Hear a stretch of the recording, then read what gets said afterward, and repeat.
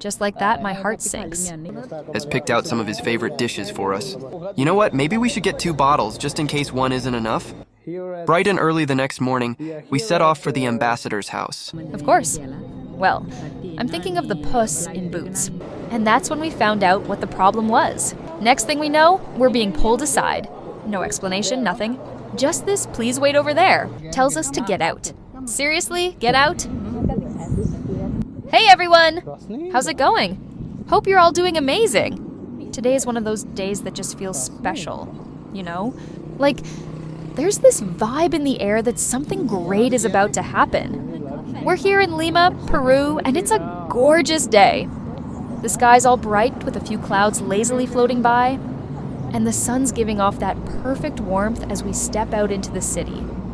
The streets have this energy, a mix of locals, tourists, colors, life, everything's just buzzing. It honestly feels like the ideal day for a brand new adventure. So, here's the plan. Today we're exploring Lima, and there's someone incredibly special we're about to meet. Someone who had a huge hand in making this Peru adventure happen. We're meeting Mr. Gonzalez, the Sri Lankan ambassador to Peru, who helped us secure our visa back when we were in La Paz, Bolivia. Without him, this whole trip might have looked so different. Okay, let's rewind a bit. A few weeks ago, we were in La Paz, Bolivia, super pumped to plan our next big stop, Peru. We'd heard so much about it, the stunning landscapes, the culture, everything. But then we hit a roadblock. The visa process was turning out to be, let's say, a little more complicated than we'd hoped. Obstacle after obstacle, and just when we were starting to feel a bit defeated, we heard about Mr. Gonzalez.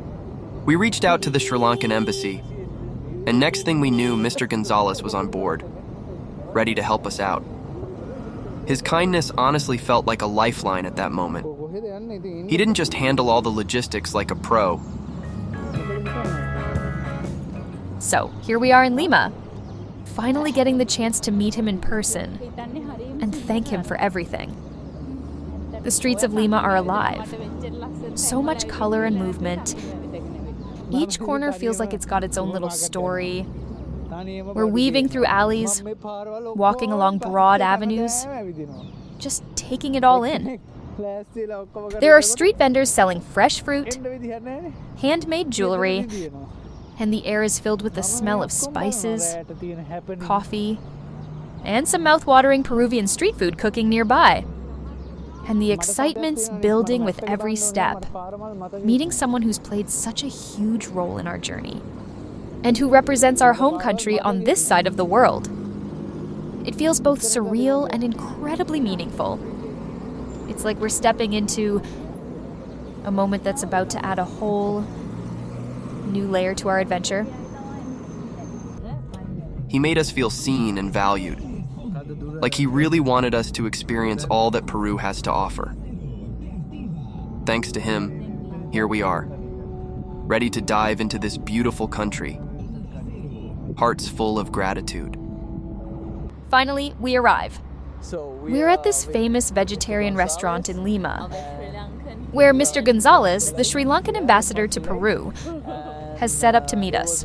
The place has this super cozy vibe with colorful murals on the walls, and there's this gentle buzz around us, a mix of locals and travelers savoring some of the best vegetarian dishes in the city.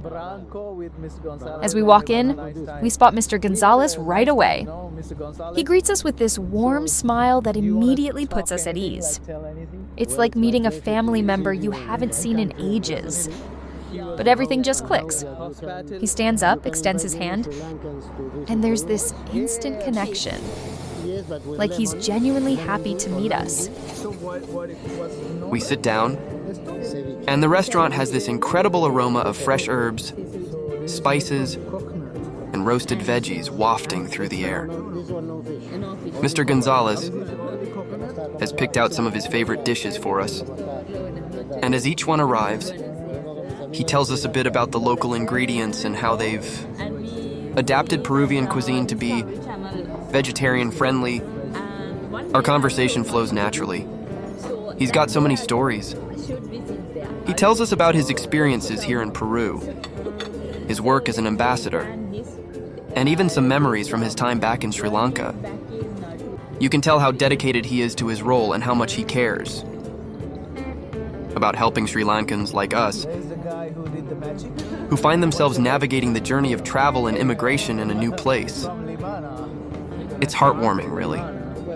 Listening to him, we feel this renewed pride in our heritage and a deep appreciation for people like him who make the world feel a little smaller and so much friendlier.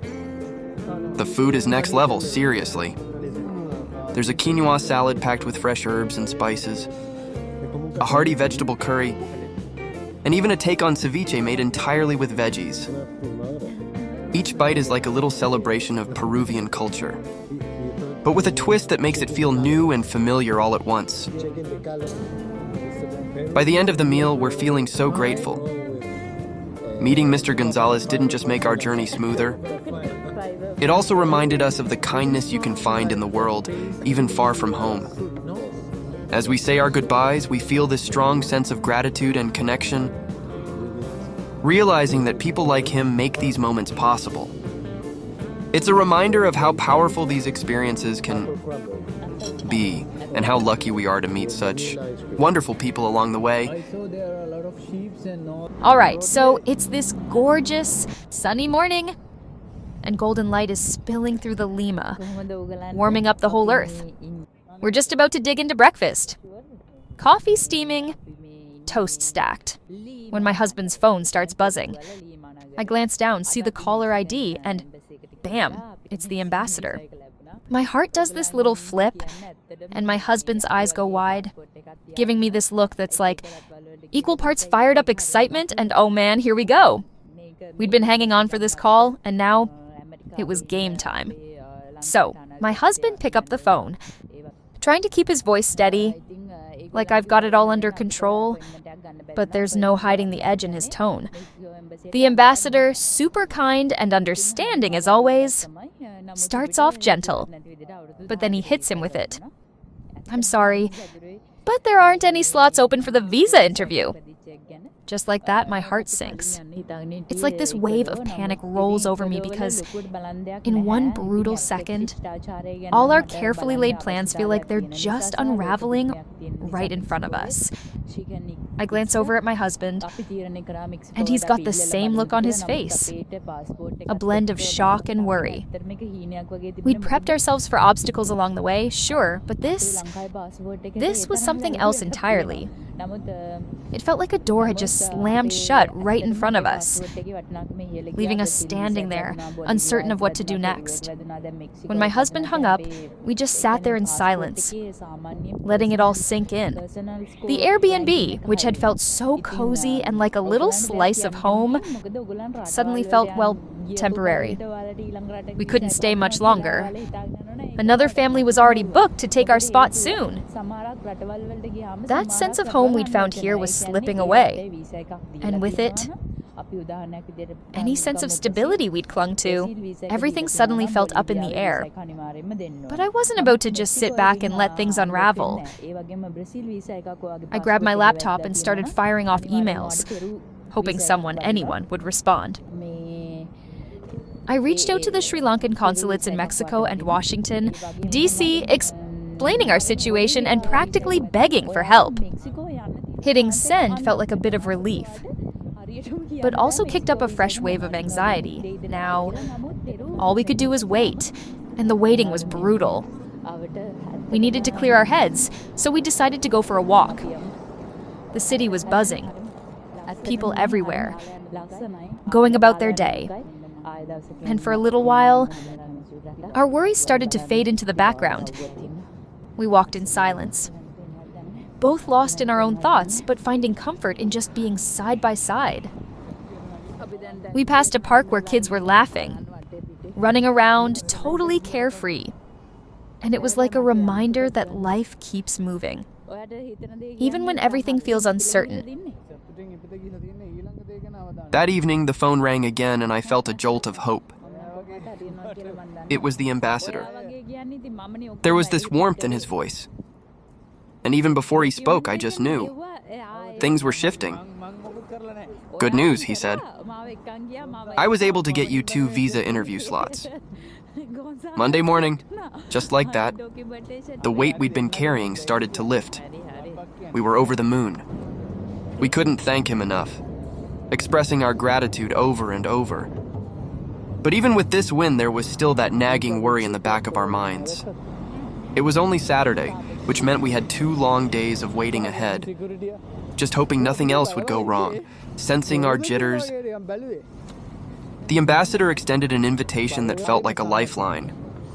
Come by tomorrow, he said. I have a few documents for you and we can chat about your plans. His offer was more than just practical. It was a warm gesture exactly when we needed it most. A reminder that we weren't facing this entirely on our own.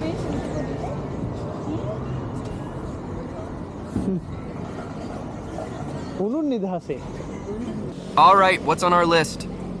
Honestly, I just want to wander the aisles and see what catches our eye. Look at all these fruits and spices. Everything is so colorful. Good plan. Let's start with something simple, though. Maybe grab some basics for breakfast tomorrow? Yes. Oh, and we need to try local coffee. I heard Peruvian coffee is supposed to be really good. Absolutely. I could use a good cup of coffee tomorrow morning. Let's find a nice blend.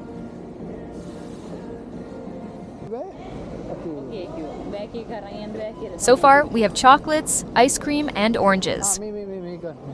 Anything else we should add? Oh, definitely water. After that last trek, we both know how much we're gonna need it. Right. Haha, I swear I could drink an entire river after those climbs. Okay, that should keep us hydrated for now. Hey, look what I found. They've got pisco sour in bottles here. Should we grab one? Oh, yes. We've earned a little celebration. Nothing says we made it. You know what? Maybe we should get 2 bottles just in case one isn't enough. How about the 2 bottles? Are you planning a party?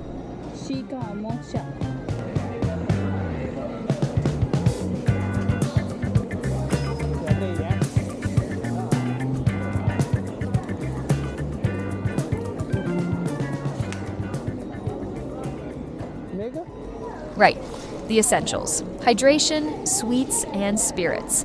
I don't think anyone's gonna top our grocery list for sheer dedication to indulgence. No. Well, just a small one with me, you, and chocolates and ice cream.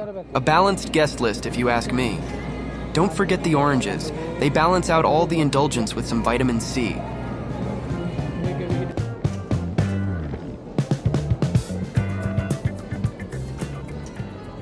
Exactly. It's practically a health-focused shopping trip when you think about it. Yes, we're practically health gurus. Let's see. Chocolates for antioxidants, oranges for vitamin C, and pisco for ha ha ha. For lifting our spirits?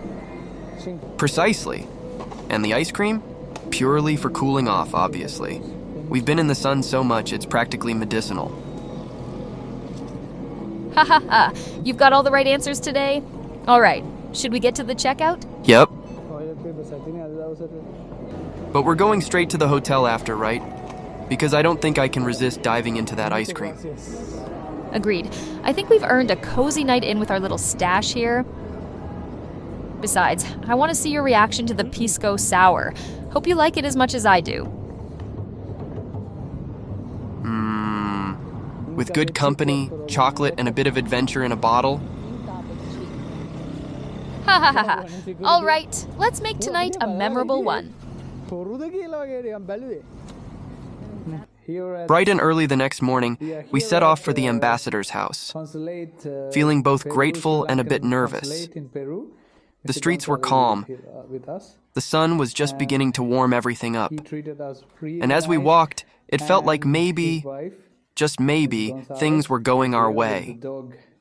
The ambassador greeted us at the door with a big smile and a handshake that instantly put us at ease. His home was modest but full of character, a blend of Peruvian charm and little touches of Sri Lankan culture. Family photos and landscapes of Sri Lanka were on the walls, And for the first time in days, we felt a comforting sense of home. His wife joined us, her smile just as warm, and she shared her love for Sri Lanka, how much she enjoyed the tea, the spices, and the warmth of the people she met there. Hearing someone talk about our home so fondly, especially here, meant so much to us. Their little dog, Biscotta, wandered in, sniffing around before curling up by our feet. It was such a small thing, but it added this cozy layer of comfort, a reminder of the little joys in life. We laughed at Biscotta's antics, a much-needed break from all the stress we'd been carrying. The ambassador handed over the documents we'd need and explained everything with such patience. But he wasn't just there for the paperwork. He wanted to know about us, our journey, our dreams, and the road we'd traveled so far. His kindness and genuine interest made us feel like we weren't alone in all this. He even brought out a guest book, saying he asks all his visitors to leave a little message. I wrote, "Thank you for being a beacon of hope when we needed it most." It felt like the truest thing I could say. When it was time to leave, the ambassador and his wife walked us to the door, saying, "Remember, you're not alone." Those words stuck with us. We headed back to the Airbnb feeling lighter, like we'd found a little family far from home. The next 2 days felt like forever, but the ambassador's kindness had filled us with a new sense of calm. To pass the time, we reviewed our documents, practiced our answers, and went over every detail to make sure we were ready.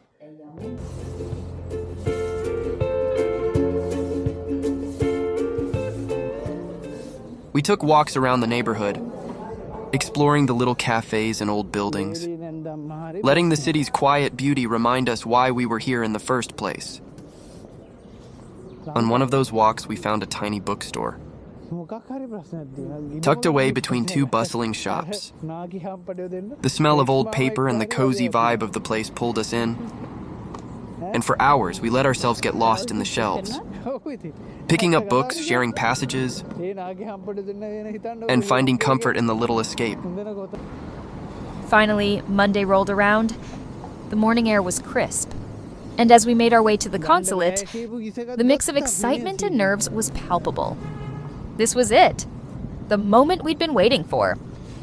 The consulate office was quiet, and the woman behind the counter greeted us with a warm smile. She took our documents, flipping through them with this calm, practiced ease that somehow made us feel like things would be okay. We waited, barely breathing, as she looked over everything. Then, finally, she looked up with a wide smile and said, "Your visa is approved." Relief, joy, and gratitude flooded over us, and we thanked her with everything we had.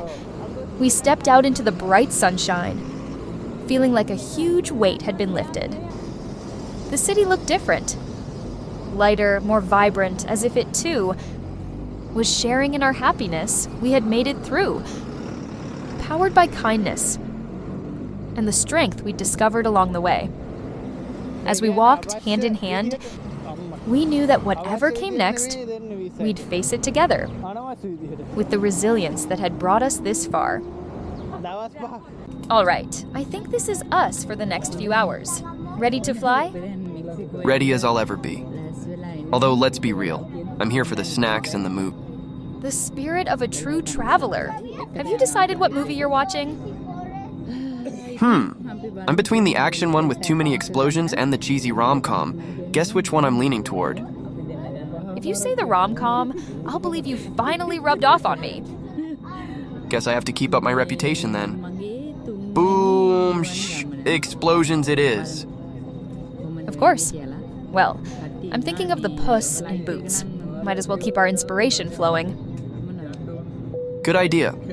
Hey, by the way, did you see how tiny the bag of pretzels is? They better bring around more than one. I think it's their strategy. They know we'll ask for more, so they give us these samples first.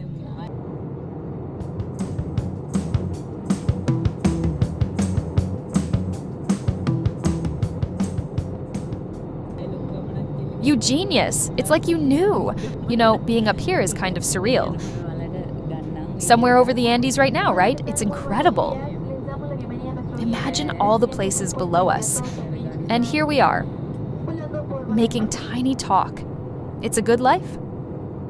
Traveling together, discovering new places, and sharing snacks at 35,000 feet. Couldn't ask for a better travel buddy, even if you do hoard the snacks. That had brought us this far. We finally landed in Mexico after this long 5.5-hour flight. The plane was packed, sleep was pretty much impossible, and by the time we touched down, we were in that weird, zombie-like state where you're excited, but also completely wiped. All we wanted was to get through immigration, grab our bags, and start this adventure we'd been planning for months. But the second we handed over our passports, I knew something was off, so we finally get off the plane, and the first thing that hits us is the heat. I'm talking thick, humid, almost soupy air that just kind of wraps around you. It's such a contrast from the crisp, air-conditioned plane that we can't help but laugh. We're here. We're in Mexico. I'm feeling all excited and a little dazed, like I always do right after landing somewhere new. We shuffle into the terminal, and let me tell you, the place is packed. There are people everywhere, families with kids bouncing around, travelers with those oversized beach hats, people lugging suitcases that look way too heavy for one trip. You can feel this buzz like everyone's got their own mission. Some are in a hurry. Others are just chilling, totally on vacation mode. My husband and I look at each other and share this moment of, yep, we're actually here. We're exhausted but psyched, you know? The immigration officer looked at our passports, then looked at us, and his whole expression changed. Like we'd somehow set off an alarm just by existing. Next thing we know, we're being pulled aside. No explanation, nothing. Just this, please wait over there. Well, he took our passports and left us in this cramped little room with way too many people and no air conditioning. I'm telling you, that wait felt like forever. We're just sitting there, looking at each other, completely clueless. I could hear people talking in rapid Spanish, announcements blaring overhead, people moving in and out, and all of it made us feel like the ultimate outsiders. I kept glancing at my husband like, any idea what's happening? But he was just as lost as I was. After what felt like ages, an officer finally came over and started talking to us. And that's when we found out what the problem was. Apparently, they weren't too keen on letting us in because my husband's family are U.S. citizens, and I'd had a visa rejection years ago. For studying in the U.S., it was all news to us. But the way the officer was looking at us, I could tell he didn't trust us one bit, and that's when the pit in my stomach started. I kept thinking, are we seriously going to get sent back after all this? I couldn't help it. My mind was racing. I'd been so excited about this trip. I had planned every detail, looked up every place we wanted to visit, all the foods we wanted to try. And now, it was like all of that was slipping away. I could literally see us being put on the next flight home. I didn't say anything to my husband, but inside, I was panicking. I was on the verge of tears, and then, out of nowhere, my husband steps up like some kind of hero. He stayed so calm, even when I was basically freaking out inside. He started talking to the officers, calm as anything. He didn't raise his voice or look frustrated, just said, listen, we're here to travel, to explore. We're just here to see Mexico. Then he pulls out our itinerary and actually shows them our plans. Chichen Itza, Mexico City, all of it. He even explained that my visa rejection was just for studying, not as a tourist. And then he whipped out his artist ID to back up that we were legit tourists, not troublemakers. I could see the officers exchange a look, like they were considering it. My husband kept going, just explaining, clear as day, why we were here. And after what felt like an eternity, one of them finally goes, "You can go." They still kept our regular tourist paperwork, but honestly, we didn't care at that point. We were just thrilled they were letting us in. I swear, I could have done a happy dance right there. Once we were finally out of there, the first thing we did was call his mom and brothers to tell them what just happened. His mom actually said she understood why. I'd been so nervous about the trip in the first place, which I gotta say felt pretty nice. Like finally someone understood the stress I'd been feeling. But let me tell you, all that relief didn't change the fact that we were totally drained. Our brains were mush. and trying to make sense of Mexican pesos on top of that. Oh man, that was a whole other level of confusion. Now we're free to go, and Cancun is officially waiting for us. We make our way over to the baggage claim, which, let's be real, is always a mix of chaos and confusion. We grab our bags and I pull out my phone to call an Uber. Easy, right? Not exactly. I open up the app, but my phone's decided to do this fun thing, where it's switching between English and Spanish. I'm fumbling around, trying to figure out what button is what. And my wife's just watching me, totally amused, like, you got this, right? I finally managed to pin our location, and a little car icon pops up. We're both feeling pretty pleased with ourselves. Cancun, here we come, except the car doesn't move. Man, Cancun was supposed to be the dream getaway, right? But nah, the moment we touched down, it was a mess. We figured, okay, grab an Uber, head to the Airbnb, and chill. But no Uber at all. Not a single one. I mean, seriously? In a place like Cancun? We kept refreshing, hoping it'd pop up. But it was like the app was laughing at us. So we start asking around, and someone points us to this local shared taxi thing. All right, whatever works. We drag our bags over and get in line, watching a bunch of people climb into these beat-up cars, like it's some kind of carpool roulette. Finally, our turn comes up and they wave us into a taxi. We settle in thinking, sweet, here we go. Or not. The car just sits there and sits and sits. 5 minutes go by, then 10. We're just roasting in this metal oven on wheels, sweating like crazy, looking at each other like, is this thing gonna move or what? Finally, after what felt like forever, the driver looks at us and, with a bunch of hand signals and some broken Spanish, tells us to get out. Seriously? Get out? We don't even know what's going on. But whatever, we hop out, grab our bags, and then they're like, go over there, and point us to this clunky old van a few cars down. We get in, and let me tell you, this van, not exactly an upgrade. It's got these worn-out seats and stains that have seen things, you know? But we're like, all right, as long as it gets us there. The problem?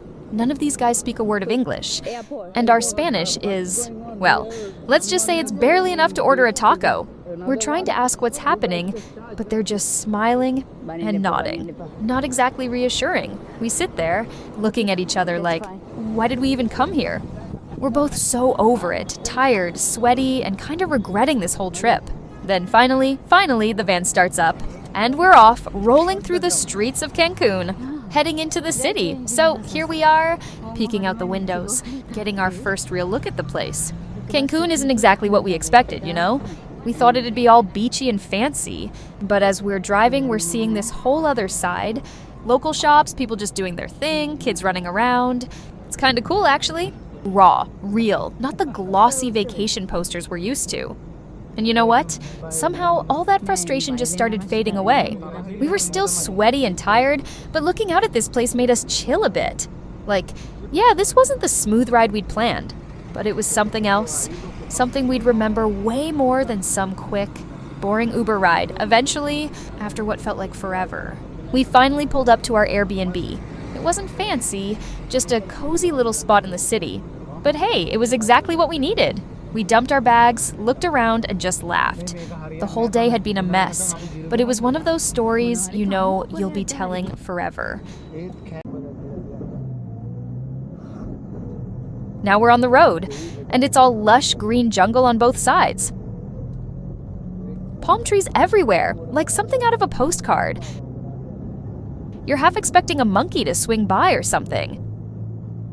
And then there are these massive billboards every few miles, showing off everything from beach resorts to nightclubs to crazy cenote dives.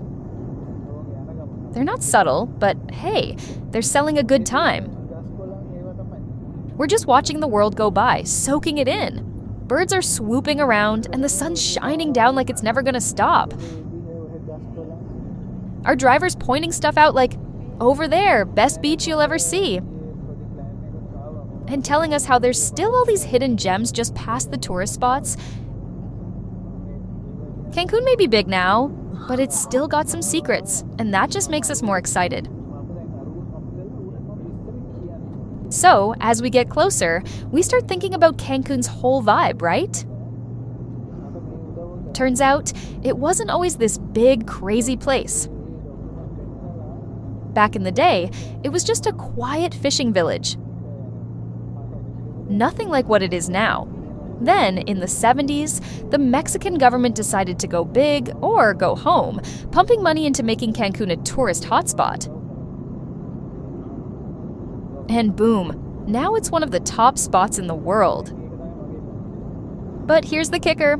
Cancun's got two sides. There's the glitzy hotel zone that everyone knows, but the real hearts in the locals who call this place home. They've seen it all, the good and the bad of tourism. For them, it's not just a party, it's life. Kinda makes you appreciate the place on a whole different level, you know?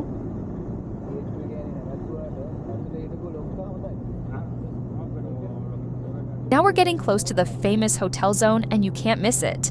High-rise hotels and flashy resorts line up like soldiers along the coast, each one trying to outshine the next. This is where it gets wild, where the nightlife's poppin' and the beaches are straight out of a dream. You get glimpses of that blue water between the buildings, and it's like, whoa. We can see why people come here from all over. This is Cancun's tourist playground, where people let loose, dance all night, and live like there's no tomorrow. It's loud, flashy, and totally over the top. But hey, that's Cancun for ya.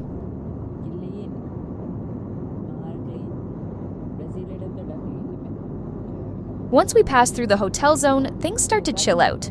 Now we're in downtown Cancun, and this is where you see the real side of the city. It's nothing like the glossy resorts. It's colorful, kinda messy, and full of life. Little shops, local taquerias, murals on the walls. It's got that authentic vibe that you don't find on the beach. People here are doing their thing, buying fruit at the markets, hanging out, and grabbing street food. Vendors are grilling corn, selling fresh fruit juice, and just living life. This is where you feel like you're actually in Mexico, you know? Not just some tourist bubble. It's like getting a peek behind the curtain. Finally, we roll into Cancun, and it's like the city is welcoming us with open arms. The streets are lit up, people are out, and there's this energy that's so different from anything I've felt before.